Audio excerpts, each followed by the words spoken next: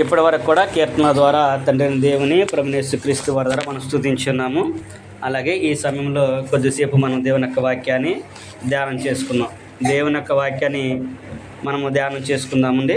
మరొకసారి మొదటిగా ఈ అవకాశం ఇచ్చినటువంటి తండ్రి అయిన దేవునికి కృతజ్ఞతాస్తుతులు తెలియపరచుకుంటూ చేరువచ్చిన ప్రతి ఒక్కరికి కూడా ప్రభువు నామమున వందనాలు తెలియపరచు అందరికి కూడా వందనాలు. ఈరోజు దేవుని యొక్క వాక్యం నుంచి మనం ఒక విషయాన్ని నేర్చుకునే ప్రయత్నం చేద్దాం. యోహాను రాసిన మొదటి పత్రిక 4వ అధ్యాయము 8వ వచనం మనం చదువుకొని దేవుని యొక్క వాక్యం మనం ధ్యానం చేసుకుందాం. యోహాను రాసిన మొదటి పత్రిక 4వ అధ్యాయము 8వ వచనం మనం చదువుకున్నప్పుడు, దేవుడు ప్రేమస్వరూపి, ప్రేమ లేనివాడు దేవుణ్ణి ఎరుగడు అనే విషయాన్ని యోహాను గారు తను రాసిన పత్రికలో మనకి జ్ఞాపం చేస్తున్నాడు. ఏమని తెలియపరుస్తున్నాడంటే, దేవుడు ప్రేమస్వరూపి అనే విషయాన్ని చెబుతున్నాడు. ప్రేమకి ఒక రూపాన్ని నిర్మించాలి అంటే, ప్రేమ అనే దానికి ఒక గీయాలంటే ఎవరు అంటే అది దేవుడు అనే విషయాన్ని చెబుతున్నాడు. ప్రేమకి ఒక రూపాన్ని ఇవ్వాలంటే ఎవరంటే అది దేవుడే. ఎందుకు అని మనం ఆలోచించినప్పుడు, దేవుడే ప్రేమ స్వరూపి. ఆయన ప్రేమ వల్లనే ఈ రోజున మనమందరం కూడా ఈ స్థితిలో ఉన్నామనే విషయాన్ని మనం ప్రతి ఒక్కరు కూడా జ్ఞాపకం చేసుకోవాలి. అందుకని ఈరోజు దేవుని యొక్క వాక్యాల నుంచి ఒక చిన్న విషయాన్ని మనం నేర్చుకుందాం. నేర్చుకునే పాఠ్యాంశం పేరు, దేవుడు ఎందుకు ఇంకా మనలను ప్రేమించుచున్నాడు. దేవుడు మనల్ని ఇంకా ఎందుకు ప్రేమిస్తున్నాడు అనే విషయాన్ని గురించి మనము ఆలోచించేద్దాం. ఎందుకు ప్రేమిస్తున్నాడు అంటే, దేవుడు ప్రేమ స్వరూపి కనుక ఆయన మనల్ని ప్రేమిస్తున్నాడు అనే విషయాన్ని అక్కడ మనకి తెలియపరుస్తూ ఉన్నాడు. అంతేకాకుండా దేవుడు ఏమంటున్నాడంటే, ఆయన యెహోవా కృపగలవాడు గనక ఆయన ఎంతైనా కూడా నమ్మదగినవాడు అని అంటున్నాడు. దేవుడు ప్రేమ స్వరూపి కాదు, ఆయన కృపగలవాడు కూడా అనే విషయాన్ని విలాప వాక్యములు 3వ అధ్యాయము 22వ వచనం మనం చదువుకున్నప్పుడు అక్కడ విలాప వాక్య గ్రంథకర్త కూడా మనకి జ్ఞాపం చేస్తూ ఉన్నాడు. 3వ అధ్యాయము 22వ వచనం మనం చదువుకున్నప్పుడు అక్కడ అంటున్నాడు, యెహోవా కృపగలవాడు, ఆయన వాత్సల్యత ఎడతెగక నిలుచున్నది కనుక మనము నిర్మూలము కాకుండా ఏం చేస్తున్నాడంట, మనము నిర్మూలము కాకుండా ఆయనకు మనం నిర్మూలము కాకున్న వారము అనుదినము నూతనముగా ఆయనకు వాత్సల్యత పుట్టుచున్నది, నువ్వు ఎంతైనా నమ్మదగిన వాడవు అనే విషయాన్ని చెబుతూ ఉన్నాడు. ఏంటంట, దేవుడు ప్రేమస్వరూపి అని జ్ఞాపం చేశాడు. ప్రేమస్వరూపియే కాదు, ఆయన కృపగలవాడు అని తెలియపరుస్తున్నాడు. ఆయన వాత్సల్యత ఎడతెగక నిలిచినది అని జ్ఞాపం చేస్తూ ఉన్నాడు. అంతేకాకుండా ఆయన ఎడతెగక ఆయన వాత్సల్యం నిలుచుంది కనుక మనము నిర్మూలము కాకున్న వారము అనే విషయాన్ని చెబుతున్నాడు. ఆయన వాత్సల్యం చూపేవాడు కాబట్టి మనం ఇంకెవరం కూడా నిర్మూలము కాకున్న వారు కాలేదంటున్నాడు. అంతేకాకుండా అనుదినము కూడా ఆయనకు నూతనముగా ఆయనకు వాత్సల్యత పుట్టుచున్నది. ఆయనకు అనుదినము కూడా మన మీద నూతనంగా వాత్సల్యత పుట్టుచుంది. మనం పాపం చేసినప్పుడు కూడా ఆయనకు మరల నూతనంగా మన మీద వాత్సల్యత పుట్టి ఆయన ప్రేమని మన పట్ల వ్యక్తం చేస్తున్నాడు. ఎందుకు అని మంచినప్పుడే ఆయన ఎంతైనా కానీ నమ్మదగిన వాడు. దేవుడు ఎంతైనప్పటికీ కూడా ఆయన నమ్మదగిన వాడు అనే విషయాన్ని అక్కడ ఆయన మనకి జ్ఞాపకం చేస్తున్నాడు. దేవుడు ప్రేమస్వరూపి, ఆయన నమ్మదగిన వాడు, ఆయన కృపగలవాడు, ఆయన వాత్సల్యత ఎడతెగక మన పట్ల ఉంది అనే విషయాన్ని ఆయన జ్ఞాపకం చేయడాన్ని మనం చూస్తూ ఉన్నాము. అంతేకాకుండా కీర్తనాకారుడు కూడా ఒక విషయాన్ని జ్ఞాపకం చేస్తున్నాడు. కీర్తన గ్రంథము 50వ అధ్యాయం మనం ఒకసారి చూసినప్పుడు, కీర్తన గ్రంథము 50వ అధ్యాయాన్ని మనం చదువుకున్నప్పుడు అక్కడ కూడా ఒక విషయాన్ని జ్ఞాపకం చేస్తున్నాడు. కీర్తన గ్రంథము 51వ అధ్యాయము 10వ వచనం మనం చదువుకున్నప్పుడు ఆయన ఏమంటున్నాడంటే, 51:10, దేవా నా యందు శుద్ధ హృదయము కలుగజేయము, నా అంతరంగములలో స్థిరమైన మనసును నూతనముగా పుట్టించుము. అంటే స్థిరమైన మనసుని మనకు నూతనంగా మన హృదయంలో పుట్టించమని చెప్పేసి కీర్తనాకారుడు దేవుణ్ణి వేడుకుంటున్నట్లు ఇక్కడ మనం చూడగలము. దేవా నా యందు శుద్ధ హృదయము కలగజేయము, నా అంతరంగంలో స్థిరమైన మనసుని నూతనంగా పుట్టించము అనే విషయాన్ని ఇక్కడ కీర్తనాకారుడు మనకి జ్ఞాపకం చేస్తున్నాడు. ఈరోజు దేవుడు మనల్ని ఎందుకు మర్చిపోలేదు అనే విషయం మనం జ్ఞాపకం చేసుకున్నాం కనుక, దేవుడు గడిచిన సంవత్సరం అంతా కూడా తన దగ్గర అనుగ్రహించి 2020 సంవత్సరం అంతా కూడా మరలా 2026 సంవత్సరం మనం ప్రవేశపెట్టాడు. ప్రవేశపెట్టిన తర్వాత ప్రతి ఒక్కరం కూడా ఎంతో ఆనందంగా నూతన సంవత్సరం వచ్చింది, కొత్త సంవత్సరం అని చెప్పేసి 2020 వచ్చింది చెప్పి ఎంతో ఆనందంగా ప్రతి వ్యక్తి కూడా సంబరాల్ని చేసుకుంటున్నాం కూడా. ఎందుకు అనేది మనం ఆలోచన చేసినప్పుడు దేవుడు అంటున్నాడు, దేవుడిచ్చిన ఆయుష్ కాలంలో ఒక సంవత్సరం తరిగిపోయిందని ఏ వ్యక్తి కూడా జ్ఞాపకం చేసుకోవట్లా. దేవుడు మనకిచ్చిన ఆయుష్ కాలంలో ఒక సంవత్సరం వెనక జరిగిపోయిందని విషయాన్ని ఒక వ్యక్తి ఆలోచన చేసుకున్నప్పుడు ఏం చెయ్యాలో అనేదాన్ని ఆలోచన చేస్తాడు. దేవా, గత సంవత్సరం అంతా కూడా నువ్వు దయకడం అనుగ్రహించావు, కానీ నేను అనేకమైన పాపాలు చేసి అనేకమైన తప్పులు చేస్తున్నానేమో, దయతో నన్ను క్షమించి నన్ను మరలా నీకు ఇష్టమైన బిడ్డలుగా జీవించడానికి, నీ చిత్తాన్ని నెరవేర్చే బిడ్డలుగా ఎదగడానికి మాకు సామర్థ్యం కలగజేయమని చెప్పేసి మారు మనసును పొంది దేవునికి ఇష్టమైన బిడ్డలుగా జీవించడానికి మనము ప్రయత్నం చేయాలి. నూతన సంవత్సరం అనేది మనకు జీవితంలో వచ్చిందనేది కాదు, కానీ నూతన హృదయాన్ని దేవుడు మనకి పుట్టించేటట్లుగా మనం ఆయన్ని వేడుకోవాలి. అది దావీదు గారు కూడా ఆయన ప్రార్థన చేస్తున్నాడు. నూతన హృదయాన్ని నాకు మరలా పుట్టించు, శుద్ధ హృదయాన్ని నాకు కలగజేయమని చెప్పేసి ఆయన వేడుకుంటున్నట్లుగా మనము చూస్తూ ఉన్నాం. అంటే దేవుడు ప్రేమస్వరూపి, ఆయన కృపకలవాడు, ఆయన ఎంతైనా నమ్మదగిన వాడు అని చూసాము. అంతేకాకుండా ఆయన స్థిరమైన మనసులతో పుట్టించేవాడు మనం చూస్తున్నాము. అలాగే హబక్కూకు గ్రంథం కూడా మనం చదువుకుంటే హబక్కూకు గారు కూడా ఒక విషయాన్ని జ్ఞాపకం చేస్తున్నాడు.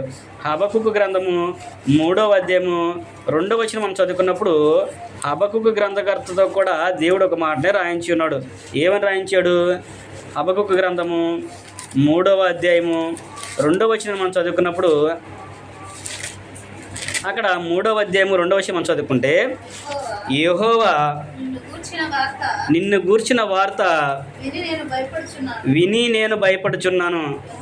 యెహోవా, సంవత్సరములు జరుగుచుండగా నీ కార్యము నూతనపరచుము, సంవత్సరములు జరుగుచుండగా దానిని తెలియజేయము, కోపించుచూనే వాత్సల్యమును జ్ఞాపకము తెచ్చుకునము అనే విషయాన్ని ఇక్కడ హబక్కూకు గారు కూడా జ్ఞాపకం చేస్తున్నాడు. హబక్కూకు గారు దేవునికి ప్రార్థన చేస్తున్నాడు. 3వ అధ్యాయం 1వ చదువుకుంటే హబక్కూకు దేవునికి చేసిన ప్రార్థన అనే విషయాన్ని ఇక్కడ ఆయన మనకి జ్ఞాపకం చేస్తున్నాడు. ఏమని ప్రార్థన చేస్తున్నాడంట? యెహోవా, నిన్ను గురించి వార్త మేము విన్నప్పుడు నాకు భయం పుట్టుచున్నది, నేను భయపడుతున్నాను, నువ్వు ఎలాంటి వాడువో నేను తెలుసుకున్నది నాకు భయం వేస్తుంది. అంటే దేవుడు ఎంత మటుకి ప్రేమస్వరూపే కాదు, ఆయన ఐగుప్తులో ఇశ్రాయేలు పట్ల చేసిన గొప్ప కార్యాలు ఉన్నాయి. ఐగుప్తుల నుంచి దేవుడు ఇశ్రాయేలును విడిపించడానికి ఐగుప్తు చేసిన గొప్ప ప్రమాదకర పరిస్థితులు కూడా అక్కడ ఉన్నవి. దేవుని యొక్క కోపాన్ని కూడా ఐగుప్తులు చూసినట్లుగా మనం చూస్తూ ఉంటాము. అవి చదువుకున్నప్పుడు ప్రతి వ్యక్తి కూడా భయం అనేది కలుగుతూ ఉంటుంది. అందుకని ఇశ్రాయేలు లేని వీళ్ళు కూడా అంటున్నాడు, హబక్కూకు గారు కూడా అంటున్నాడు, దేవా, నీ కార్యాల గురించి మేము విన్నప్పుడు నాకు భయం పుట్టుచున్నది. అయినప్పటికీ కూడా దేవా యెహోవా, సంవత్సరములు జరుగుచుండగా నీ కార్యములు మాకు నూతనపరచు అని అన్నాడు. నీ కార్యాలని నూతనపరుస్తూ ఉన్నావు ఇప్పుడు కూడా అనే విషయం చెప్తున్నావు. ఇక్కడ సంవత్సరం జరుగుచుండగా దాన్ని నాకు తెలియజేయము, నీవు మా పట్ల ఎలాంటి కార్యాలు జరిగిస్తున్నావో, ఎలా నువ్వు ప్రేమ మాకు చూపిస్తున్నావో ఆ కార్యాలు మేము తెలుసుకున్నట్లుగా మా హృదయాల్ని తెరువుము అనే విషయాన్ని జ్ఞాపకం చేసుకుంటున్నాడు. అంతేకాకుండా నీవు మమ్మల్ని కోపగించుకుంటూ ఉన్నావు, నీ కోపంలోనే నీ యొక్క వాత్సల్యతను మాకు చూపిస్తున్నావు. దేవుడు మనల్ని కొన్ని సందర్భాల్లో కాదు, ప్రతి సందర్భంలో కూడా మనల్ని కోపగించుకుంటూనే ఉంటాడు. ఎందుకంటే నేను చెప్పింది ఒకటి, మీరు చేసేది ఒకటి, దేవునికి కోపం మనకి. ఇప్పుడు మన పిల్లలు కూడా మనం చెప్పింది పని చేయకుండా వేరే పని చేస్తే ఏం చేస్తాం? మనం కోపగించుకుంటాం. మనకు నచ్చిన పని చేయకపోతే ఎవరినైనా ఏమంటాం? మనం కోపగించుకుంటాం. మరి దేవుడు కూడా అదే చేస్తూ ఉన్నాడు. అందుకని హబక్కూకు గారు కూడా ప్రార్థన చేస్తున్నాడు, నీవు మా మీద కోపం చూపుచున్నావు, కానీ నీ కోపంలో కూడా మా పట్ల నీ యొక్క వాత్సల్యాన్ని మా పట్ల కనపరుస్తున్నావయ్యా అనే విషయాన్ని అక్కడ ఆయన తెలియపరుస్తున్నాడు. ఆయన కోపం క్షణం మాత్రం ఉండను అంటున్నాడు, కానీ ఆయన ప్రేమ యుగాలు కూడా నిలుస్తుంది.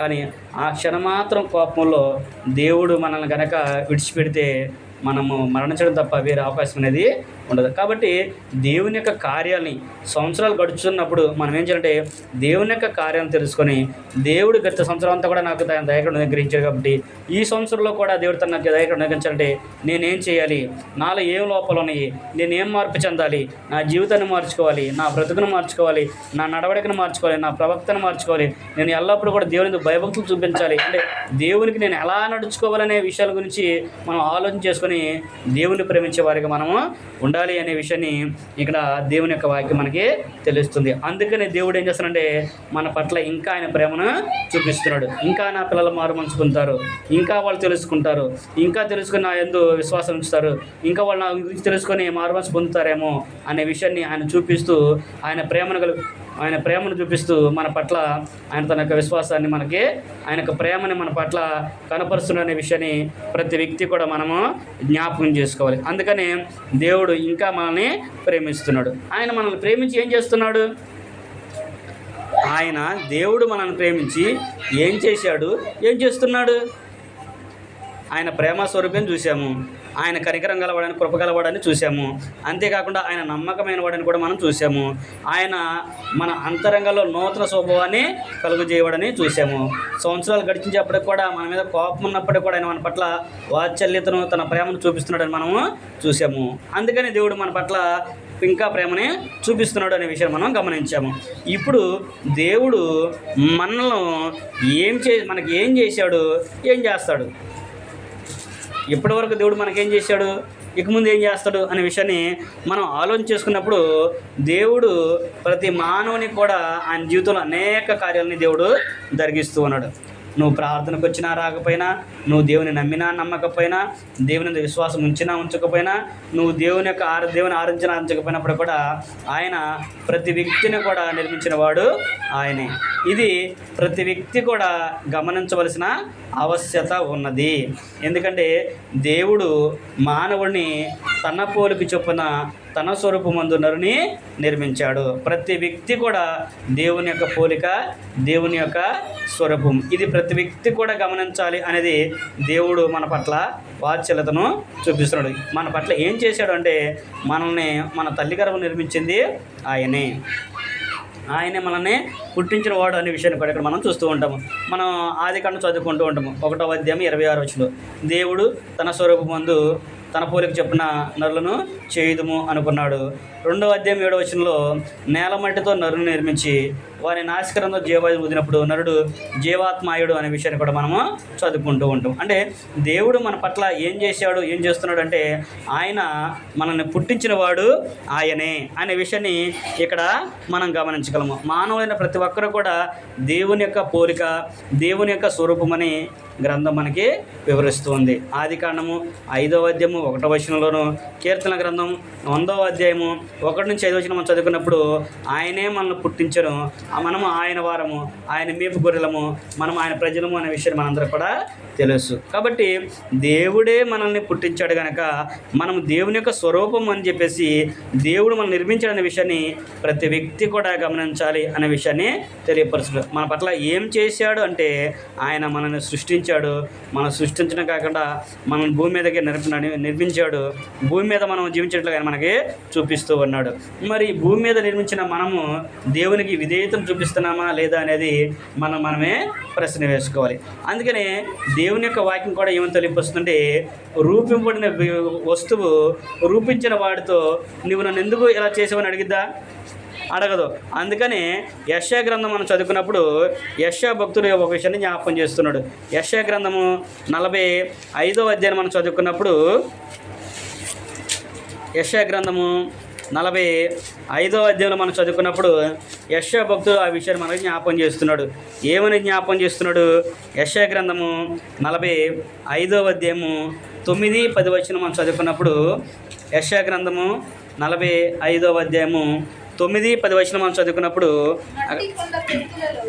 మట్టి కుండ పెంకులలో ఒక పెంకయ్య ఉండి తనను సృజించిన వానితో వాదించు వానికి శ్రమ, జిగటమన్ను దాన్ని రూపించు వానితో నీవేమి చేయుచున్నావని అనదగునా, వీనికి చేతులు లేవని నీవు చేసినది నీతో చెప్పదగునా, నీవు ఏమీ కనుచున్నావని తన తండ్రితో చెప్పువానికి శ్రమ, నీవు గర్భము ధరించినదేమి అని స్త్రీతో చెప్పువానికి శ్రమ అనే విషయాన్ని ఇక్కడ జ్ఞాపకం చేస్తూ ఉన్నాడు. అంటే మట్టి కొండ, ఒక కొండను చేసిన తర్వాత ఒక పెంకు వచ్చి నువ్వేం చేసావని అడిగిద్దా? మట్టి కొండ మన రోగపత్రులు కూడా చదువుకుంటూ ఉంటాం. కొమ్మరి వాడితో కొండ వచ్చేసి నువ్వు నన్ను ఎందుకు ఇలా చేసావు చెప్పి అడిగిద్దా? అడగదు. కుమ్మరివాడు మట్టి తీసుకొని తన మట్టిని తనకు ఇష్టం వచ్చినట్లుగా దాన్ని నిర్మించుకుంటూ ఉంటాడు, తనకు నచ్చినట్లుగా దాన్ని మలుచుకుంటాడు. అలాగే ఇక్కడ కూడా ఆయన అంటున్నాడు, యెషయా గారు అంటున్నాడు, ఇశ్రాయేలు పట్ల దేవుని యొక్క ఉన్న ప్రేమను, దేవుని యొక్క మక్కువను చెబుతున్నాడు. మీరు ఎందుకు ఇలా అంటున్నారు? దేవుడు మాకు ఏం చేశాడని మీరు ఎందుకు అడుగుతున్నారు? దేవుడు మాకు ఏం చేయలేదని మీరు ఎందుకు అంటున్నారు అనే విషయం చూపుతూ, కొండ పెంకు ఒకటి నిర్మించిన వాడిని వచ్చి నువ్వు నన్ను ఎందుకు నిర్మించాను అడిగిద్దా, లేకపోతే ఒక విగ్రహం చేశాడు అతను, ఆ విగ్రహం వచ్చి ఇది నాకు చేతులు లేవని చెప్పి చెప్పదగునా అనేసి అక్కడ తెలియపరుచున్నాడు. అంటే ఉదాహరణకి వాటిని పోల్చి చెబుతున్నాడు. అలాగే నిన్ను నిర్మించింది దేవుడే కనుక నువ్వు నన్ను ఎందుకు నిర్మించావని మనం అడుగుతావా? నువ్వేం చేస్తున్నావు, నువ్వు పుట్టించని అడుగుతావా? తల్లిదండ్రులని పిల్లలు చాలా సందర్భాలు అంటారు, మీరు ఎందుకన్నారు, ఏం చేయట్లేదు మాకు, ఏం చేశారు మీరు మాకని అంటూ ఉంటాం. కానీ దేవుని యొక్క వాక్యాన్ని బట్టి మనం అలా అనకూడదనే విషయాన్ని వాక్యం మనకి వివరిస్తుంది. మనము మన తల్లిదండ్రులకు అనుకుంటే మనం పుట్టలేదు, వాళ్ళు కావాలనుకుంటే మనము జన్మించలేదు. దేవుడు వారి గర్భంలో మనల్ని నిర్మించి పలానా సమయంలో పలానా టైంలో మీరు భూలోకానికి వెళ్ళాలని దేవుడు నిర్ణయించాడు కనుకనే మనం ఈ రోజున భూమి మీద ఉన్నాము. కనుక మనము కూడా దేవుడు మనల్ని ప్రేమిస్తున్నాడు, దేవుడు మనల్ని నడిపిస్తున్నాడు అనే విషయాన్ని ప్రతి వ్యక్తి కూడా కలిగి ఉండి, దేవుడు నన్ను నిర్మించిన వాడు దేవుడు, నన్ను నడిపించేవాడు దేవుడు అనే విషయాన్ని ప్రతి వ్యక్తి కూడా కలిగి ఉన్నప్పుడు ఆ విషయాలన్నీ కూడా మనకి అర్థమవుతున్నాయి. అందుకనే దావీదు గారు అంటూ ఉంటాడు, కీర్తన కదా మనందరికీ తెలిసిందే, 139:14-16 చదువుకున్నప్పుడు దావీదు గారు ఏమంటాడు, నా తల్లి గర్భమందు నన్ను నిర్మించిన వాడవు నీవే, నీవు నన్ను కలుగజేసిన విధము చూడగా భయమును ఆశ్చర్యము నాకు పుట్టుచున్నవి అని అంటాడు. తల్లి గర్భంలో మనం నిర్మించింది ఎవరంటే దేవుడు. ఆయన మనల్ని కలగజేసే విధానం చూస్తే భయము ఆశ్చర్యము వణుకు పుట్టుచున్నది అని అంటాడు. అంటే దేవుని యొక్క వాత్సల్యత, దేవుని యొక్క ప్రేమ ఎలా ఉందో చూడండి. ఒక స్త్రీకి ఒక పిండం తయారవ్వాలంటే ఎన్ని లక్షల కణాలు వస్తాయో మనందరికి కూడా తెలుసు. అన్ని కణాల్లో నుంచి ఒక వ్యక్తిని ఉద్భవించడం అనేది అది దేవునికే సాధ్యం. కనుక దేవుడు మనల్ని నిర్మించాడు. ఏం చేస్తున్నాడు మన పట్ల అంటే ఏం చేయాలంటే మనల్ని పుట్టించాడు, మనల్ని ఈ లోకానికి పంపించాడు. మనల్ని అందరూ కూడా నిర్మించింది ఎవరంటే దేవుడే అనే విషయాన్ని ఇక్కడ మనము చూడగలము. దేవుడే మనల్ని పుట్టించింది, మనల్ని ప్రేమించింది ఆయనే అనే విషయాన్ని ఇక్కడ మనము చూడగలము. రెండోది, ఏం చేస్తున్నాడు అనుకున్నాం కదా, ఏం చేశాడు, ఏం చేస్తున్నాడు అనుకుంటున్నాం కదా. ఏం చేశాడంటే నిన్ను పుట్టించింది ఆయనే. మరి ఏం చేస్తున్నాడంటే నీకు జీవాన్ని ఊపిరిని దయచేసింది కూడా ఆయనే. నీకే కాదు, ప్రతి వ్యక్తి కూడా జీవమును ఊపిరిని కలగజేసేది ఆయనే అనే విషయాన్ని మనందరికి కూడా తెలుసు. అపోస్తుల కార్యములు 17వ అధ్యాయము 25వ వచనం మనం చదువుకున్నప్పుడు, అపోస్తుల కార్యములు 17వ అధ్యాయము 25వ వచనం మనం చదువుకున్నప్పుడు, ఆయన అందరికీ జీవమును ఊపిరిని సమస్తమును దయచేయవాడు గనక అనే విషయాన్ని అక్కడ ఆయన మనకి జ్ఞాపకం చేస్తున్నాడు. ఎవరంట దేవుడు? ఆయన అందరికీ జీవమును ఊపిరిని సమస్తమును దయచేయవాడు గనక తనకు ఏదైనా కొదువై ఉన్నట్టు మనుషుల చేతులతో సేవించబడేవాడు కాడు అనే విషయాన్ని ఇక్కడ పౌలు గారు అక్కడ ఆయన మనకి తెలియపరుస్తున్నాడు. ఎథెన్సు వారితో పౌలు గారు వాదించిన వాదన అంతా కూడా మనకి తెలుసు. ఆయన ఎంత గొప్ప దేవుని యొక్క పరిచయం చేశాడో పౌలు గారి గురించి మనకి తెలుసు. ఆ ఎఫెసు పట్టణం అంతా కూడా విగ్రహాలతో నిండిపోయి ఉన్నారు, విగ్రహారం చేస్తున్నారు. కానీ తెలియబడని దేవునికి అని చెప్పేసి వాళ్ళు చెప్పినప్పుడు ఆయన మీరు ఏదైతే తెలియదని కలుగున్నారో ఆయన గురించి మీకు తెలియపరుస్తుందని చెప్పేసి పౌలు గారు అలాగే శీలా గారు ఆయనకి చెప్పినప్పుడు వారి విషయాన్ని కూడా తెలియపరచు. అప్పుడు పౌలు గారు అన్నాడు, ఆయన అందరికీ, మీకే కదయ్యా, సమస్త జీవరాశులకి, మానవులకి కదా, జీవరాశులు అందరికీ అన్నిటికీ కూడా ఆయనే జీవాన్ని ఊపిరిని దయచేయవాడు. మీరు నమ్మినా నమ్మకపోయినా ఇది వాస్తవమయ్యా అని చెప్పేసి పౌలు గారు మనకి జ్ఞాపం చేస్తున్నాడు. కనుక మనకి ఏం చేస్తున్నాడు అంటే జీవాన్ని ఊపిరిని దయచేస్తున్నాడు అనే విషయాన్ని పౌలు గారు మనకి తెలియపరిచాడు. ఇశ్రాయేలీలకు కూడా మోషే గారు కూడా ఒక సందర్భంలో జ్ఞాపం చేశాడు. సంఖ్యాకాండంలో మనం చదువుకున్నప్పుడు 16వ అధ్యాయము 22వ చదువుకుంటే జీవాత్మలకు తండ్రి అయిన దేవా అని అక్కడ మోషే గారు కూడా ఇశ్రాయేలీల నిమిత్తము ప్రార్థన చేసి వారిని కాపాడినట్లుగా మనము చూస్తూ ఉంటాము. వారు దేవునికి అవిధేయత చూపి కోపం పుట్టించినప్పుడు వాళ్ళందరినీ కూడా నాశనం చేయాలనుకున్నప్పుడు అప్పుడు మోషే గారు ప్రార్థన చేసి సమస్త జీవాత్మలకు తండ్రివైన దేవ నీవు మా మీద కోపించడం న్యాయమా అని చెప్పేసి దేవునికి మోషే గారు ప్రార్థించినట్లుగా మనము చూస్తుంటాం. సర్వ శరీరాత్మలకు మనకి తండ్రి అయిన దేవుడు ఉన్నాడు. ఆయన అందరికీ జీవాన్ని, ఊపిరిని, సమస్తాన్ని కూడా దయచేస్తున్నాడు అనే విషయాన్ని మనము చూసాము. దేవుడు మనల్ని ప్రేమించి ఏం చేశాడు, ఏం చేస్తున్నాడు అంటే ఆయన మనల్ని పుట్టించాడు. అంతేకాకుండా ఆయన మనల్ని పోషించి ఆయన మనకి జీవాన్ని, ఊపిరిని, సమస్తమని కూడా ఆయన మనకి దయచేస్తున్నాడు అనే విషయాన్ని ఇక్కడ మనము గమనించాము. మూడో విషయం మనం ఆలోచించుకున్నప్పుడు, అంతేకాకుండా ఆయన జీవానికి, ఊపిరిని ఇవ్వడమే బతకడమే కాకుండా శరీరానికి కావాల్సిన ప్రతి అవసరతను కూడా దేవుడు మనకి తీరుస్తున్నాడు.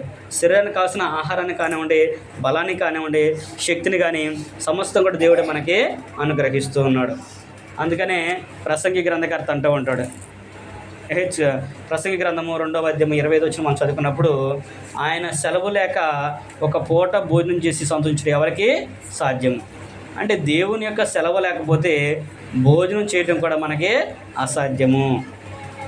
ఒక పూట మనం భోజనం చేయాలంటే దేవుని యొక్క సెలవు మనకి కావాలి, దేవుడు మనకి సెలవు ఇవ్వాలి, అప్పుడు దాన్ని మనం భుజిస్తామనే విషయాన్ని కూడా అక్కడ ప్రసంగి గ్రంథకర్త మనకి జ్ఞాపకం చేస్తూ ఉన్నాడు.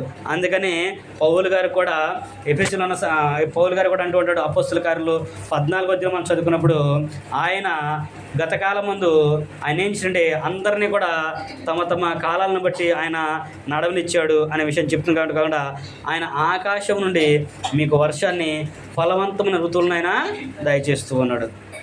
ఆయన ఏం చేస్తున్నాడంటే ఆకాశం నుండి వర్షాలు ఇస్తున్నాడు, ఫలవంతమైన ఋతువులను కూడా ఆయన మనకి దయచేస్తూ ఉన్నాడు అనే విషయాన్ని కూడా గ్రంథం మనకి తెలియపరుస్తుంది. దేవుడే మనకి సమస్తాన్ని, అంటే శరీరానికి కావాల్సిన బలాన్ని ఇచ్చేది ఆయనే. శరీరానికి బలం కావాలంటే ఆహారాన్ని మనము తినాలి, ఆహారం కావాలంటే పంటలు సమృద్ధిగా పండాలి, పంట పండాలి అంటే దానికి తగినట్లుగా వాతావరణం, వర్షాలు, ఎండ, తగిన కాలం ముందు ఏం కావాలో అవన్నీ కూడా చక్కగా కురవాలి, అప్పుడే అవన్నీ కూడా మనకి వస్తాయి. ఇవన్నీ కావాలంటే ఆ విత్తనానికి కావాల్సిన వర్షాన్ని కూడా కలగజేసేది దేవుడే అనే విషయాన్ని యెషయా గ్రంథము 30వ అధ్యాయము 23వ వచనం మనం చదువుకున్నప్పుడు యెషయా భక్తుడు కూడా దాన్ని మనకి జ్ఞాపకం చేస్తున్నాడు. యెషయా గ్రంథము 30వ అధ్యాయం మనం చదువుకున్నప్పుడు యెషయా గ్రంథము 30వ అధ్యాయము 23వ వచనం మనం చదువుకుంటే అన్నాడు, నీవు నీ భూమిలో విత్తుటకు నీ గింజలకు కావలసిన వాన ఆయన కురిపించును, భూమి రాబడి అయిన ఆహార ద్రవ్యం ఇచ్చును, అది విస్తార సారములు. ఆ దినమున నీ పశువులు విశాలమైన గడ్డిబిడల్లో మేయును అనే విషయాన్ని అక్కడ జ్ఞాపం చేస్తున్నాడు. మనకి మొదట్లోనే ఇచ్చేమన్నాడు, నీవు నీ భూమిలో విత్తుటకు నీకు గింజలకు కావలసిన వాన ఆయన కురిపిస్తున్నాడు. లోకంలో చాలామంది తెలియగలం అనుకొని అంటారంటే చెట్టు ముందా ఇత్తు ముందా అంటారు, కోడి ముందా గుడ్డు ముందా అని అంటూ ఉంటారు. వాళ్ళే పెద్ద తెలివిగల వాళ్ళు అయినట్టుగా ప్రశ్నలు వేస్తూ ఉంటారు. కానీ దేవుని యొక్క వాక్యం తెలిసిన వాళ్ళు, బైబిల్ చదివిన వాళ్ళు ఏం చేస్తారంటే ఏది ముందు అంటారు?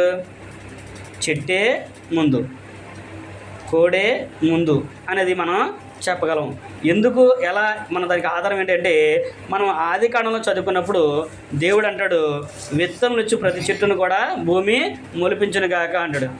విత్తనం వచ్చినట్లుగా ప్రతి చెట్టు కూడా భూమిని మొలిపించాలి. అంటే ముందు చెట్లు వచ్చినాయి, దాని నుంచి విత్తనాలు వచ్చి అన్నీ కూడా విస్తారంగా పండినవి అనేది మనము గమనించవచ్చు. అది దేవుడు మనకి తెలియపరిచింది. అలాగే నీకు విత్తనం వచ్చిన తర్వాత నువ్వు ఆ గింజల్ని ఇచ్చిన తర్వాత గింజలు కాసిన వర్షాన్ని కూడా కురిపించేది ఎవరంటే దేవుడే అనే విషయాన్ని అక్కడ మనకి జ్ఞాపకం చేస్తున్నాడు. కనుక దేవుడు మన శరీరానికి కావాల్సిన ఆహారాన్ని, మనకు కావాల్సిన బలాన్ని కూడా ఇచ్చేది దేవుడే అనే విషయాన్ని మనము చూడగలము. అందుకే దేవుడు ఇంకా మనల్ని కూడా ప్రేమిస్తూ ఉన్నాడు అనే విషయాన్ని చూడగలము. ఇంకా మన పట్ల ఆయన ఎందుకు ప్రేమ చూపిస్తున్నాడు, ఎందుకు మనల్ని ప్రేమిస్తున్నాడు అంటే ఆయన ఇంకేమిస్తున్నాడు మనకి అని ఆలోచిస్తున్నప్పుడు ఆయన ఐశ్వర్యాన్ని, ఘనతను ఇచ్చేది కూడా ఆయనే. ఐశ్వర్యమును, ఘనతను ఇచ్చేది కూడా ఆయనే అనే విషయాన్ని ఇక్కడ మనం చూడగలము. సామెతల గ్రంథము 8వ అధ్యాయంలో మనం చదువుకున్నప్పుడు సామెతల గ్రంథకర్త ఆ విషయాన్ని మనకి జ్ఞాపకం చేస్తున్నాడు. సామెతల గ్రంథము 8వ అధ్యాయము 16, 17 వచ్చి మనం చదువుకున్నప్పుడు 16 వచ్చిన నుంచి మనం చదువుకుంటే ఆ గ్రంథకర్త మనకి జ్ఞాపకం చేస్తున్నాడు. సామెతల గ్రంథము 8వ అధ్యాయము 16 వచ్చిన కాడ నుంచి, నా వలన అధిపతులను లోకములోని గనులైన లోకములోని గనులైన న్యాయాధిపతులను న్యాయాధిపతులందరూ ప్రభుత్వము చేయుదురు. ప్రేమించు వారిని నన్ను ప్రేమించు వారిని ప్రేమించుచున్నాను. నేను ప్రేమించుచున్నాను. జాగ్రత్తగా వెతుకువారు నన్ను జాగ్రత్తగా వెతుకువారు కనుగొందురు. నన్ను కనుగొందురు. ఐశ్వర్య ఘనతలను ఐశ్వర్య ఘనతలను స్థిరమైన కలిమియు స్థిరమైన కలిమియు నీతియు నా యొద్దనున్నవి. నీతియు నా యొద్దనున్నవి. మేలిమి బంగారు మేలిమి బంగారు కంటెను కంటెను అపరంజి కంటెను వలన కలుగు ఫలము మంచిది. నా వలన కలుగు ఫలము మంచిది. ప్రశస్తమైన వెండి ప్రశస్తమైన వెండి కంటే నా వలన కలుగు వచ్చుబడి దొడ్డది అనే విషయాన్ని అక్కడ జ్ఞాపం చేస్తున్నాడు. ఏమని తెలియపరుస్తున్నాడు? సామెతల గ్రంథకర్త మనం చూసినప్పుడు ఆయన అన్నాడు, నన్ను ప్రేమించి వారిని నేను ప్రేమిస్తాను. ఎవరైతే నన్ను వెతికి కనుగొంటారో వారు నన్ను తెలుసుకుంటారు. నన్ను ఎవరైతే ప్రేమిస్తారో వారిని ప్రేమిస్తాను. నన్ను వెతికి కనుగొనే వారికి ఐశ్వర్యాన్ని, ఘనతను, స్థిరమైన కలిమిని కూడా ఇచ్చేది నేనే అనే విషయాన్ని అక్కడ సామెతల గ్రంథకర్త మనకి తెలియపరుస్తున్నాడు. మనం అనుకుంటూ ఉంటాము, నా తెలివి చేత, నా శక్తి చేత, నా బలము చేత, నా జ్ఞానం చేత అని మనం అనుకుంటాం. కానీ దేవుని యొక్క సెలవు లేకపోతే నువ్వు దేన్ని కూడా పొందలేవు. ఏది కూడా నీకు స్థిరంగా ఉండదు. అక్కడ ఆయన అన్నాడు, ఐశ్వర్యము, ఘనత, స్థిరమైన కలిమిని కూడా ఇచ్చేది ఆయనే. ఆయన ఎవరికి ఇస్తారయ్య అంటే ఎవరైతే ఆయన్ని ప్రేమిస్తారో వారికి ఆయన ఇస్తారు. ఎవరైతే ఆయన్ని నిదానించి వెదకి కనుక్కుంటారో వారికి ఆయన వాటిని ఇస్తాననే విషయాన్ని అక్కడ ఆయన మనకి తెలియపరుస్తున్నాడు. అందుకనే దేవుడు మనల్ని ఇంకా ఎందుకు ప్రేమిస్తున్నాడు అంటే ఆయన మనం మారు మనసు పొందాలని ఆలోచన కలిగి మనల్ని ప్రేమిస్తాడు. ఆయన గురించి మనం తెలుసుకుంటాము అనే విషయాన్ని గ్రహిస్తామని ఆయన మన కొరకు ప్రేమనే చూపిస్తున్నాడు. ఆయన మనకేం చేశాడు అంటే మనల్ని పుట్టించింది ఆయనే, పోషించేది కూడా ఆయనే. అంతేకాకుండా మనకు జీవాన్ని, ఊపిరిని దయచేసేది ఆయనే. మూడోది శరీరానికి కావాల్సిన బలాన్ని కూడా ఇచ్చేది, ఆహారాన్ని అంటే శరీరానికి కావాల్సిన బలము, ఆహారాన్ని ఇచ్చేది ఆయనే అనే విషయాన్ని మనము చూస్తూ ఉన్నాము. అంతేకాకుండా ఆయన మనకి ఇంకేమిస్తున్నాడంటే ఐశ్వర్యాన్ని, ఘనతను, స్థిరమైన కలిమిని కూడా ఇచ్చేది ఆయనే అనే విషయాన్ని మనము జ్ఞాపకం చేసుకో. ఒక భక్తుడు అంటాడు, ఈ విషయాన్ని సమస్తం ఇచ్చింది ఆయనని గ్రహించి ఆయన దేవునికి అనేకమైన బహుమతులు ఇచ్చినప్పుడు కూడా ఆయన అంటున్నాడు, దేవా నీవిచ్చిన దానిలోంచి నేను నీకు ఇస్తున్నానయ్యా అంటాడు. ఎవరంటే దావీదు గారు. మనం చదువుకున్నప్పుడు దినవృత్తాంతాలు మొదటి గ్రంథము 29వ అధ్యాయం 14 వచ్చిన మనం చదువుకుంటే దావీదు గారు సొలొమోను దేవాలయం కట్టడానికి కావాల్సిన బంగారాన్ని, వెండిని అంతటిని కూడా ఆయన సమకూర్చడం మనం చూస్తూ ఉంటాము. దేవునికి దేవాలయం కట్టాలని దావీదు గారు ఆలోచన కలిగి ఉన్నాడు. కానీ దేవుడు అన్నాడు, నీవు కాదు, నీ కుమారుడు దాన్ని కట్టించుకుంటాను, అయితే దానికి కావాల్సిన వాటన్నిటిని కూడా నువ్వు సమస్తాన్ని కూడా సమకూర్చి ఉంచు అని చెప్పినప్పుడు దావీదు గారు ఆయనే కాకుండా తన రాజ్యం అంతా కూడా చాటింపేసినప్పుడు అనేక మంది వారికి ఉన్న బంగారం, వెండి, విలువైన రాళ్ళు, వజ్రాలు అన్నింటినీ కూడా తెచ్చి దావీదు గారి దగ్గర పెడితే దావీదు గారికి కూడా తన దగ్గర దాని అంతటిని కూడా తీసుకొచ్చి ఆయనకి పెట్టి ఏమని ప్రార్థన చేస్తున్నట్టే, దేవా ఈ ప్రకారంగా ఇవ్వడానికి, ఈ మనపూర్వంగా ఇవ్వడానికి మేమే పాటి వారము, మాకు ఎలాంటిది, ఇదంతా కూడా నీవు ఇచ్చిందే కదా, నీవిచ్చిన దాని నుంచే కొంత మేము ఇస్తున్నామయ్యా అనే విషయాన్ని దావీదు గారు ప్రార్థించినట్లుగా మనము చూస్తూ ఉంటాము. అంటే ఇచ్చేది ఆయనే, కావాలంటే ఆయనకి ఇవ్వాల్సింది కూడా బాధ్యత మనకే ఉంది. ఆయన ఇచ్చిన దాని నుంచి ఆయనకి ఇవ్వాలి అనే విషయాన్ని కూడా ఇక్కడ దావీదు గారు మనకు జ్ఞాపకం చేసినట్లు మనము చూస్తూ ఉన్నాము. ఈనాడు కూడా క్రీస్తు ప్రభువారు అంటూ ఉన్నాడు, దేవుని యొక్క వాక్యం మనకేం తెలుస్తుందంటే దేవుడు కూడా మన ప్రతి అవసరతను కూడా ఆయనే మనల్ని తీరుస్తాడు. ఫిలిప్పీలకు రాసిన పత్రిక మనం చదువుకున్నప్పుడు ఫిలిప్పీలకు రాసిన పత్రిక 4వ అధ్యాయము 19వ వచనం మనం చదువుకున్నప్పుడు అక్కడ పౌలు గారు కూడా ఫిలిప్పీ సంఘానికి రాస్తూ అక్కడ ఒక విషయాన్ని జ్ఞాపకం చేస్తున్నాడు. ఈనాటి క్రైస్తవులైన మనకి కూడా ఒక విషయాన్ని జ్ఞాపకం చేస్తున్నాడు. ఫిలిప్పీ పత్రిక 4వ అధ్యాయము 19వ వచనం మనం చదువుకున్నప్పుడు, కాగా దేవుడు తన ఐశ్వర్యము చొప్పున క్రీస్తు యేసునందు మహిమలో మీ ప్రతి అవసరం కూడా తీర్చును అనే విషయాన్ని ఇక్కడ తెలియపరుస్తున్నాడు. దేవుడు ఐశ్వర్య ఘనతలు మనకి ఇస్తామని చెప్పాడు కదా, అది మనకి ఆనాడు దేవుడు సొలొమోను గారికి, దావీదు గారికి ఇచ్చాడు. ఈనాడు కూడా మనకి ఏమైనా వాగ్దానం చేస్తున్నాడంటే, కాగా దేవుడు తన ఐశ్వర్యం చొప్పున క్రీస్తు యేసు మహిమలో మన ప్రతి అవసరాన్ని కూడా ఆయన తీరుస్తాడు. తీరుస్తాడు అనేది వాక్యం మనకి వస్తుంది. ఎలా తీరుస్తాడంటే క్రీస్తు యొక్క మహిమలో మనం దేవుని మీద విశ్వాసం ఉంచితే, క్రీస్తు వారిని మనం ప్రేమిస్తే, క్రీస్తుని క్రీస్తు ప్రకారంగా మనం జీవించినప్పుడు ఆయన మన ప్రతి అవసరాన్ని కూడా తీరుస్తాడు అనే విషయాన్ని అక్కడ ఆయన మనకి జ్ఞాపం చేసినట్లుగా ఇక్కడ మనము చూస్తూ ఉన్నాం. కనుక దేవుడే మనకి ఇచ్చేదనే విషయాన్ని కూడా అక్కడ ప్రతి సందర్భంలో కూడా మనము చదువుకోగలము. యెషయా గ్రంథంలో కూడా అంటాడు, యెహోవా భయము ఐశ్వర్యాన్ని ఘనతని కలగజేస్తుంది అనే విషయాన్ని చెబుతున్నాడు. యెషయా గ్రంథము 33వ అధ్యాయము 6వ వచనం మనం చదువుకున్నప్పుడు, యెహోవా భయం వలన మనకు సమస్తం కూడా గలుగుతున్నవి అని అంటాడు. యెషయా గ్రంథం 33:6. ఈ కాలములో నియమింపబడిన శ్రమగా నుండును, రక్షణ బాహుల్యములను, బుద్ధి జ్ఞాన సర్వసమృద్ధియు కలుగును. యెహోవా భయము వారికి ఐశ్వర్యమును కలుగజేయును అనే విషయాన్ని అక్కడ తెలియపరుస్తున్నాడు. దేవుని యొక్క భయం అంట ప్రజలకి ఐశ్వర్యాన్ని కలిగిస్తుంది. ఈనాడు మనం కూడా దేవుని యందు భయభక్తులు ఉంచితే క్రీస్తు మహిమలో దేవుడు మన ప్రతి అవసరాన్ని కూడా తీరుస్తాడు. దేవుడు తన ఐశ్వర్యం చెప్పాడంటే పౌలు గారు ఊరినే చెప్పలే. ఆయన దేవుడు గొప్ప ఐశ్వర్యవంతుడు, సర్వముష్టిది ఆయనకి అర్థమైంది ఏముంది, ఆయనకి లేదంటే ఏముంది. కానీ ఆయన ప్రేమించే వారికి వాటిని ఇస్తాడు, ఆయనకి భయపడే వారికి ఆయన కలగజేస్తాడు అనే విషయాన్ని అక్కడ ఆయన మనకి తెలియపరిచినట్లుగా మనము చూస్తూ ఉన్నాము. 5వదిగా మనం చూసినప్పుడు ఆయన మన శ్రమల్లో కూడా మన మీద జాలి పడతాడు అనే విషయాన్ని చెబుతూ ఉన్నాడు. నువ్వు సంతోషంగా ఉండడానికి కావాల్సిన ప్రతిదీ ఇస్తున్నాడు. అంతేకాకుండా నువ్వు శ్రమ పడినప్పుడు, నువ్వు బాధపడినప్పుడు కూడా ఆయన నీ పట్ల జాలి పడతాడు అనే విషయాన్ని కూడా చెబుతూ ఉన్నాడు. మనం చూసినట్లయితే దేవుడు ఇశ్రాయేలు పట్ల జాలి పడ్డాడు కాబట్టినే, ఇశ్రాయేలు పట్ల ప్రేమ చూపించాడు కాబట్టినే ఆయన ఐగుప్తులో బానిసలు ఉన్నప్పుడు వారందరూ కూడా విడిపించి మరలా కనాను దేశానికి వారిని నడిపించాడు. మనం ఒకసారి చదువుకున్నట్లయితే యెషయా గ్రంథము 49వ అధ్యాయము 13వ వచనం నుంచి మనం చదువుకున్నప్పుడు యెషయా గారు కూడా ఒక విషయాన్ని జ్ఞాపం చేస్తూ ఉన్నాడు. యెషయా గారు ఏమని జ్ఞాపం చేస్తున్నాడంటే 49వ అధ్యాయము 13వ వచనం నుంచి మనం చదువుకున్నప్పుడు, శ్రమ నొందిన తన జనుల యందు జాలిపడి తన జనులను ఓదార్చి ఉన్నాడు. ఆకాశమా ఉత్సాహధ్వని చేయము, భూమి సంతోషించుము, పర్వతములారా ఆనందధ్వని చేయుడి. అయితే సియోను యెహోవా నిన్ను విడిచిపెట్టి ఉన్నాడు, ప్రభువు నన్ను మరచి ఉన్నాడని అనుకొనుచున్నది. స్త్రీ తన గర్భమున పుట్టిన బిడ్డను కరుణింపకుండా తన చంటి పిల్లను మరచునా, వారైనా మరచుదురు గాని నేను నిన్ను మరువను. చూడుము,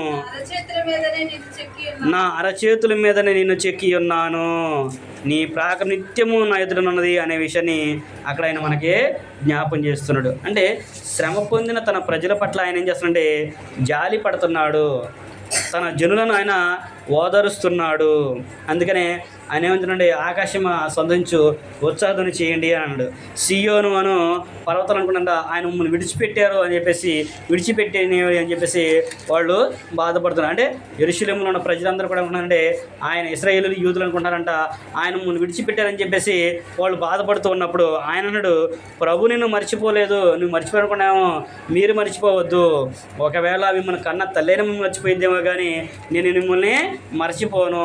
చూడండి, మిమ్మల్ని నా అరచేతిలో చిక్కి ఉన్నాననే విషయాన్ని అక్కడ దేవుడు జ్ఞాపం చేస్తున్నాడు. అంటే దేవుడు శ్రమలలో కూడా మనల్ని విడిచిపెట్టడు, మనకి ఓదార్పునిచ్చేవాడు, సహాయాన్ని చేసేవాడు, ప్రేమించేవాడు దేవుడే అనే విషయాన్ని మనము జ్ఞాపం చేసుకోవాలి. అందుకని ఇక్కడ ఆయన అంటున్నాడు, దేవుని ప్రేమించే వారికి ఏది కూడా కొదువై ఉండదు అనే విషయాన్ని చెబుతున్నాడు. మన శ్రమల్లో ఆయన మనకి విశ్రాంతిని కలుగజేస్తున్న విషయాన్ని కూడా చెబుతున్నాడు. అందుకని క్రొత్త నిబంధనలో ప్రభు యేసుక్రీస్తు వారు కూడా ఏం చెప్పారంటే, మన సువార్తలో చదువుకున్నప్పుడు ప్రభువారు అంటూ ఉంటాడు. మత్తయి సువార్త 11వ అధ్యాయము 28-29 వచ్చి మనం చదువుకున్నప్పుడు, ప్రయాసపడి మూర్చున్న సమస్త జనులారా నా యొద్దకు రండి, నేను మీకు విశ్రాంతిని కలుగజేస్తాను. ప్రయాసపడి భారముస్తున్న సమస్త జనులారా మీరు నా యొద్దకి రండి, నేను మీకు విశ్రాంతిని కలుగజేస్తాను అనే విషయాన్ని అక్కడ తెలియపరుస్తున్నాడు. ఆనాడు ఇశ్రాయేలు అయినప్పటికీ, యూదులైనప్పటికీ దేవుడు మర్చిపోలేదు. ఈనాడు కూడా ప్రభువారు అంటున్నాడు మనకి, మీరు నా యొద్దకు రండి, నేను మీకు విశ్రాంతిని కలుగజేస్తాను. మీరు ఎప్పుడైతే నా దగ్గరకు వస్తారో, మీరు ఎప్పుడైతే నన్ను కనుగొంటారో, మీరు ఎప్పుడైతే నా పట్ల విధేయతను చూపిస్తారో, అప్పుడు మీకు నేను విశ్రాంతిని కలుగజేస్తాను అనే విషయాన్ని కూడా ఆయన మనకి తెలియపరుస్తున్నాడు. అంతేకాకుండా ఆయన మన పాపాల పట్ల కనికరాన్ని కూడా చూపుచున్నాడు అనే విషయాన్ని దేవుని యొక్క వాక్యం మనకి తెలియపరుస్తుంది. ఎందుకంటే మనము అనేక మంది, అంటే ప్రతి వ్యక్తి కూడా పాపం చేసిన వారమే. పాపం అనే విషయాన్ని మనం ఆలోచన చేసినప్పుడు మనం ఏవో పెద్ద పెద్ద ఆలోచన చేస్తాం, కానీ దేవుని యొక్క వాక్యం మనకేం తెలియపరుస్తుందంటే, మనం యోహాను రాసిన మొదటి పత్రిక 4:3 చదువుకున్నప్పుడు ఆజ్ఞాతిక్రమమే పాపము అనే విషయాన్ని ప్రతి వ్యక్తి కూడా గ్రహించాలి. అనేకమైన పాపాలు చేస్తున్నాము, కానీ ప్రాముఖ్యంగా దేవుని విషయంలో మనం పాపాన్ని చేస్తున్నాము. ఆజ్ఞాతిక్రమమే పాపనుడు. ఎప్పుడైతే మనం పాపం చేసి నశించిపోయి ఉన్నామో, అప్పుడు దేవుడు తన కుమారుని క్రీస్తు ప్రభువు లోకానికి పంపించి ఆయన మనకి మారు మనసుని, నూతన జన్మని మనకి దేవుడు ఇచ్చాడు. అందుకనే పేతురు గారు అంటాడు, ప్రభు యొక్క దీర్ఘశాంతము రక్షణార్థమైనదని ఎరిగి మీరు మారు మనసు పొందండి అనే విషయాన్ని పేతురు రాసిన 2వ పత్రిక 3వ అధ్యాయము 15వ వచనంలో మనకి తెలియపరుస్తున్నాడు. ప్రభువారు చెప్తున్నాడు, పేతురు గారు అంటున్నాడు, ప్రభు యొక్క దీర్ఘశాంతాన్ని మీరు తృణీకరించొద్దు, అది రక్షణార్థమైన ఎంచుకొని మీరేం చేస్తారంటే మారు మనసుని పొందండి. నాకు ఇంకా చాలా వయసు ఉంది, నేను చాలా ఇదిగుంటాను, నేను మారొచ్చులే, చేయొచ్చులే అనే ఆలోచన ఎప్పుడు కూడా చేయొద్దు. ఏ దినము ఎలాంటిదో మనకి తెలియదు. మనము జీవించినంత కాలం కూడా భయంతో వణుకుతో మనము జీవించాలి. నేను పాపం చేయకుండా ఉండాలని ఆలోచన కలిగి దేవునికి భయపడుతూ మనము జీవించాలి. మాట ద్వారా కానీ, చూపు ద్వారా కానీ, ప్రవర్తన ద్వారా కానీ, ఏ విషయంలో కూడా మనము పాపం చేయకుండా ఉండాలి అంటే దేవుని యొక్క వాక్యము మన హృదయంలో ఉండాలి. దేవుని యొక్క భయము మనకి ఉండాలి. దేవుడే మనల్ని పుట్టించడనే ఆలోచన మనకున్నప్పుడు అప్పుడు దేవుడు కూడా మన పట్ల ప్రేమను చూపిస్తాడు, ఆయన రక్షణ మనకి కనపరుస్తాడు అనే విషయాన్ని దేవుని యొక్క వాక్యం మనకి తెలియపరుస్తుంది. కాబట్టి ఇప్పటి వరకు కూడా మనం చూసామంటే దేవుడు ఎందుకు ఇంకా మనల్ని ప్రేమిస్తున్నాడు అంటే ఆయన ప్రేమ స్వరూపి కనుక. పాపులమైనప్పుడు కూడా మనం మారుతున్న ఆలోచన కలిగి ఆయన ప్రేమ కలిగి ఉన్నాడు. ఎందుకు ఆయన మనల్ని ప్రేమిస్తున్నాడు అంటే ఆయన ప్రేమమయుడు, ఆయన కనికరం చూపేవాడు, ఆయన దయగలవాడు, ఆయన నూతన హృదయాన్ని మన హృదయంలో పుట్టించేది ఆయనే. కాబట్టి మరి ఆ నూతన హృదయం మన హృదయంలో పుట్టించాలి అంటే, మన దేవుడికి ఇష్టమైన బిడ్డలుగా బ్రతకాలి అంటే మనం ఏంటంటే దేవుని సన్నిధికి రావాలి, దేవుణ్ణి మనము ఆరాధించాలి, ఆయన మనము ప్రేమించాలి, ఆయన ఆజ్ఞకు లోబడి మనము జీవించాలి. ఎప్పుడైతే మనము ఆయన ఆజ్ఞలన్నిటి కూడా మనం లోబడి జీవిస్తామో అప్పుడు ఇవన్నీ కూడా మనకే అర్థమవుతాయి. ఏంటంటే ఆయనను పుట్టించి ఏం చేస్తాడనే ఆలోచన మనకి రాదు. మనం పుట్టించింది ఎవరంటే దేవుడనే ఆలోచన మనకి వస్తుంది. మనల్ని పుట్టించి ఏం చేస్తాడంటే, మనం పుట్టించింది ఆయనే, పోషించేది ఆయనే, సంరక్షించేది ఆయనే, శరీరం కావాల్సిన ఆహారాన్ని బలాన్ని ఇచ్చేది ఆయనే. అంతేకాకుండా మన జీవితంలో కార్యాలు జరిగించేది కూడా ఆయనే, ఐశ్వర్యాన్ని ఘనతలు ఇచ్చేది కూడా ఆయనే. అంతేకాకుండా మన శ్రమల్లో విడిపించేది కూడా ఆయనే. అన్నిటికంటే ప్రాముఖ్యంగా మన పాపాల నుంచి విడిపించేది కూడా ఆయనే. కాబట్టి మనము ఆయన్ని ఆరాధించేవారిగా, స్తుతించేవారిగా, గణపరిచేవారిగా మనం ఉన్నప్పుడు దేవుడు తన కనికరం చొప్పున ఆయన మన ప్రతి అవసరం కూడా ప్రభుత్వం తీరుస్తున్న విషయాన్ని ఎలాగైతే జ్ఞాపం చేశాడో మన పాపాలను కూడా అలాగే కడిగి వేస్తున్న విషయాన్ని చెప్తున్నాడు. కనుక మనం ఎల్లప్పుడూ కూడా దేవుని మందులో ఉన్నట్లయితే దేవుడు మనల్ని దీవిస్తాడు, ఆశీర్వదిస్తాడు అనే విషయాన్ని కీర్తన గ్రంథము 118వ అధ్యాయము 26వ వచనం చదువుకొని మనము ముగించుకుందాం. కీర్తన గ్రంథము 118వ అధ్యాయము 26వ వచనం మనం చదువుకున్నప్పుడు చివరిగా వాక్యం మనం చదువుకుందాం. యెహోవా పేరట వచ్చేవాడు ఆశీర్వాదముందునుగాక, యెహోవా మందిరములో నుండి జీవించుచున్నాడు అనే, మిమ్మల్ని దీవించుచున్నాము అనే విషయాన్ని అక్కడ జ్ఞాపకం చేస్తున్నాడు. ఇక్కడ ఏమంటున్నాడంటే యెహోవా పేరట వచ్చేవాడు ఆశీర్వాదం పొందునుగాక, యెహోవా మందిరం నుండి మిమ్మల్ని దీవించుచున్నాము అనే విషయాన్ని జ్ఞాపకం చేస్తున్నాడు. దీవెనలు, ఆశీర్వాదాలు ఎక్కడ ఉన్నాయంటే దేవుని మందిరంలో ఉన్నవి. ఆ దేవుని మందిరం ఏంటంటే మనందరికీ కూడా తెలుసు, దేవుని యొక్క హృదయం. మన యొక్క హృదయమే దేవునికి మందిరం. మనం దేవుని యొక్క ఆలయమే ఉన్నాము అని అంటాడు.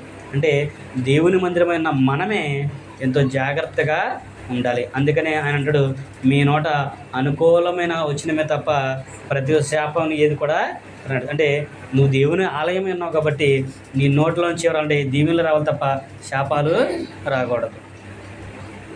మేము యెహోవా మందిరం నుంచి దీవిస్తున్నామంటే ఏంటి? మనం దేవుని యొక్క మందిరమై ఉన్నాము. క్రీస్తు స్వరక్తం ఇచ్చే సంఘంలో ఉన్నామంటే దేవుని మందిరంలో మనం ఉన్నాము. ఆయన శరీరంలో మనం అవయవాలుగా చేయబడి ఆత్మసంబంధ మందిరంగా మనం అందరం కూడా కట్టబడుతున్నాము. అలాంటప్పుడు మనము దేవుని పట్ల విధేయత మనం చూపేవారిగా ఉండాలి. ఆయన ప్రేమను పొందుకునేవారిగా మనము ఉండాలి. దేవుని యొక్క కార్యాలని విశదపరిచేవారిగా మనం ఉన్నప్పుడు దేవుడు మన పట్ల తన యొక్క ప్రేమను చూపించి, తన కనికరాన్ని చూపించి, తన దయను చూపించి, తన ఆశీర్వాదాలన్నీ కూడా మనకు దయచేస్తున్న విషయాన్ని ప్రేమతో మీకు తెలియపరుస్తూ నాకు నేను తెలియపరచుకుంటూ ఈ మాటలందరితో ముగిస్తున్నాను. ఓపికతోన మీ అందరికి కూడా ప్రభు నామమున వందనం తెలియపరచు. అందరికి కూడా